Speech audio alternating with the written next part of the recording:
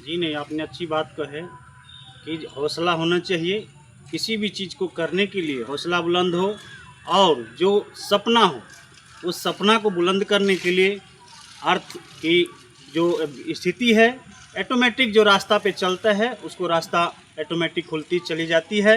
क्योंकि अब अच्छी बात है, आज हम लोग गरीब हैं।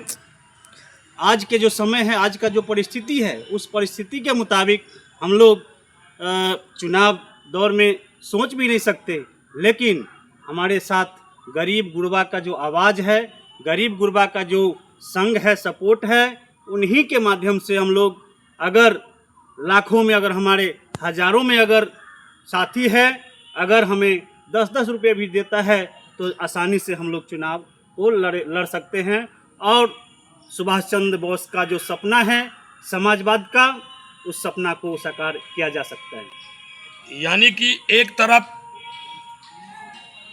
पैसा का कमी नहीं, इस तरह के उम्मीदवार हैं, तो दूसरे तरफ गरीब गुरबाओं से सहयोग लेकर चुनाव मैदान में लड़ने वाले ऑल इंडिया फॉरवर्ड ब्लॉक के उम्मीदवार बेचन राम हैं। बिहार विधानसभा चुनाव 2025 में एक अलग लाल झंडे के सिपाही ऑल इंडिया फॉरवर्ड ब्लॉक ने पूरे बिहार में किसी भी दल से गठबंधन ना करते हुए मधुबनी जिला के 10 विधानसभा क्षेत्रों में एक विधानसभा क्षेत्र है बेनीपट्टी, जो आरक्षित भी नहीं है, फिर भी वहां से बेचन राम को प्रत्याशी बनाया है, अपने दल के एक मजबूत साथी को उतारा है।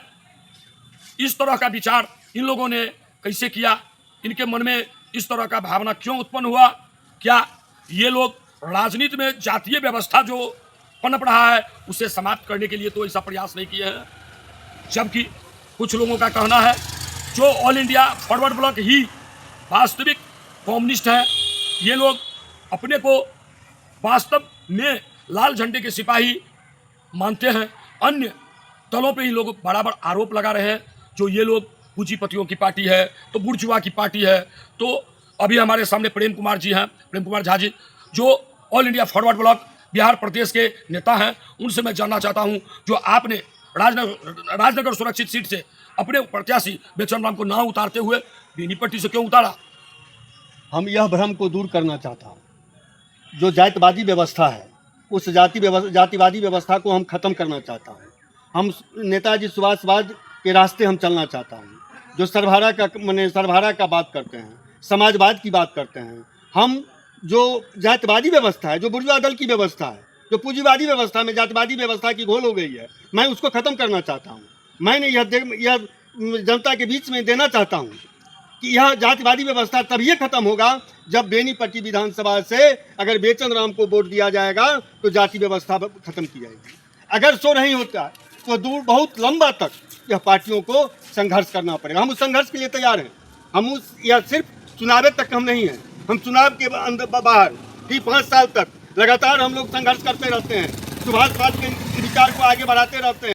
आप उस क्षेत्र से अपने प्रत्याशी को उतारा है जहां आपके सामने बड़े बड़े पूंजीपति चुनाव मैदान में लड़ रहे हैं, अपने दावेदारी दिए हैं।